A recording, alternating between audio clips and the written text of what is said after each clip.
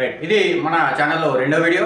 ఈ వీడియోలో మనం దేని గురించి మాట్లాడుకోబోతున్నాం అంటే ఇండెక్స్ గురించి మాట్లాడుకోబోతున్నాం. ఓకే, ఈ ఇండెక్స్ అనేది చాలా ఇంపార్టెంట్.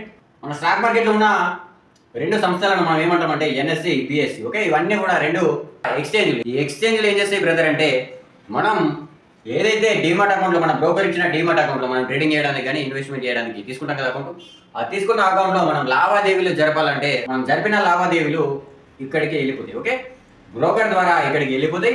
మన మనీ అనేది అక్కడికి షిఫ్ట్ అయ్యి అక్కడి నుంచి ఆ కంపెనీ యొక్క షేర్స్ అనేది మన డిమాట్ అకౌంట్ లో రిఫ్లెక్ట్ అయ్యేలాగా చేస్తుంది. మధ్యలో మనకు ఎన్ఎస్సికి, బిఎస్సికి మనకు మధ్యలో ఉండేది ఎవరు బ్రదర్ అంటే బ్రోకర్. ఈ లావాదేవీలను జరపడానికి మనం యూజ్ చేసేది డిమాట్ అకౌంట్. డిమాట్ అకౌంట్ అనేది ఖచ్చితంగా ఉండాలి. రైట్, అయితే ఈ రెండు సంస్థలకు హెడ్ అనేది ఉంటుంది SEBI, stock exchange board of India అని చెప్పేసి అంటాం, లేదా stock security exchange board of India అని చెప్పేసి అంటాం. మార్కెట్లో జరిగే మార్పులు లేదా కంప్లైంట్లు లేదా ఇంకేదైనా కొత్త సర్వీసుల ఇంప్లిమెంటేషన్ అనేది సెబీ నిర్ణయిస్తుంది. ఓకే, ఈ మధ్య అందరికీ తెలుసు లాట్ సైజ్ పెరుగుతా తగ్గుతూ ఉంది, ప్లస్ ఎక్స్పైరీలు కూడా చేంజ్ చేసింది. ఇట్లాంటి విషయాలన్నింటిలో సెబీ అనేది నిర్ణయాలు తీసుకుంటుంది. ఈ విధంగా మన ఇండియాలో కొన్ని ఎన్ఎస్సిలో లిస్ట్ అయితే స్టాక్స్, కొన్ని బిఎస్సిలో కూడా లిస్ట్ అవుతాయి. ఇప్పుడు మళ్ళీ ఇండెక్స్ విషయానికి కదా. రైట్, ఇండెక్స్ అంటే ఏంది బ్రదర్ అంటే యావరేజ్ వెయిటేజ్ ఆఫ్ స్టాక్స్ అంతే. మరి ఈ ఇండెక్స్ను తీసుకురావాల్సిన అవసరం ఏముంది, ఈ ఇండెక్స్ను తయారు చేయాల్సిన అవసరం ఏముంది బ్రదర్ అంటే ఉంది. ఎగ్జాంపుల్, మనకు పాతకాలంలో టైం అనేది తెలవక మనం ఏం చేసాం, ఒక కట్టెపుల్ల పెట్టి చుట్టూరుగా ఒక గీత గీసి అంకెలు అనేది రాసుకున్నాం. తర్వాత ఏమైంది, గడియారం అనేది తయారు చేసుకున్నాం. ఎందుకు, సింపుల్గా తెలవడానికి.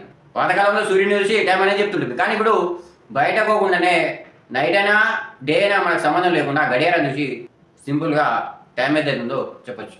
అదేవిధంగా ఆ విధంగా సింపుల్గా తెలవడానికి ఈ మార్కెట్లో ఉన్న స్టాక్స్ ఓవరాల్గా పెరుగుతున్నాయా తగ్గుతున్నాయా తెలుసుకోవడానికి తయారు చేసిందే ఇండెక్స్.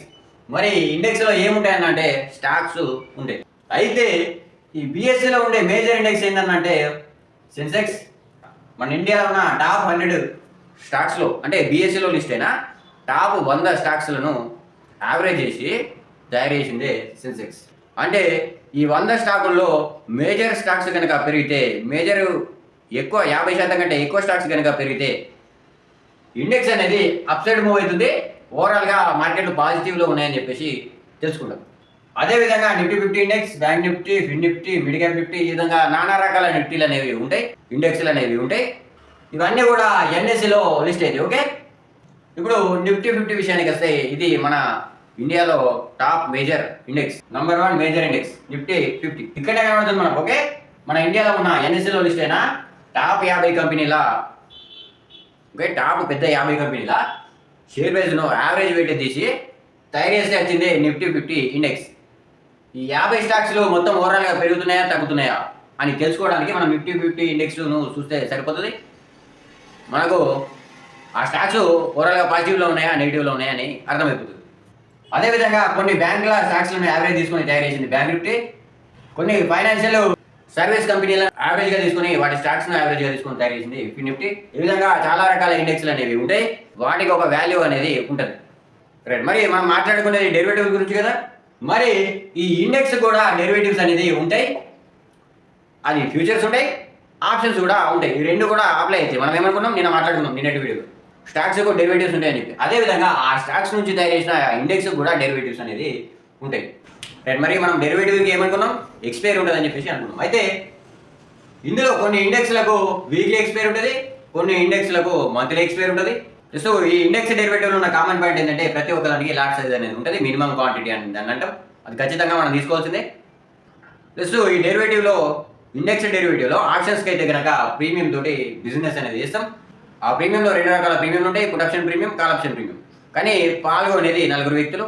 కాల్ ఆప్షన్ బై చేసేవాడు ఒకడు, కాల్ ఆప్షన్ సెల్ చేసేవాడు ఒకడు, ఇంకోటి పుట్ ఆప్షన్ బై చేసేవాడు ఒకడు, పుట్ ఆప్షన్ సెల్ చేసేవాడు ఒకడు. ఈ విధంగా డెరివేటివ్స్ అనేది స్టాక్స్కి ఉంటాయి సపరేటు. ప్లస్ ఆ స్టాక్స్లతోటి తయారు చేసిన ఇండెక్స్లకు కూడా డెరివేటివ్స్ అనేది ఉంటాయి. ఇది అర్థమైంది కదా. ఇండెక్స్ అంటే ఏంటనేది స్టాక్ ప్రైస్ల యొక్క యావరేజ్ వెయిటేజ్ తీసుకొని తయారు చేసిందే ఇండెక్స్.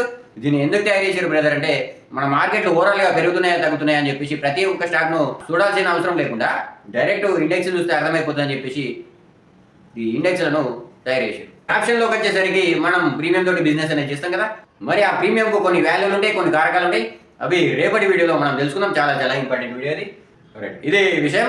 ఈ వీడియో కనుక మీకు నచ్చితే లైక్ చేసుకోరి. మరి రేపటి వీడియోలో మళ్ళీ కలుద్దాం. Bye bye.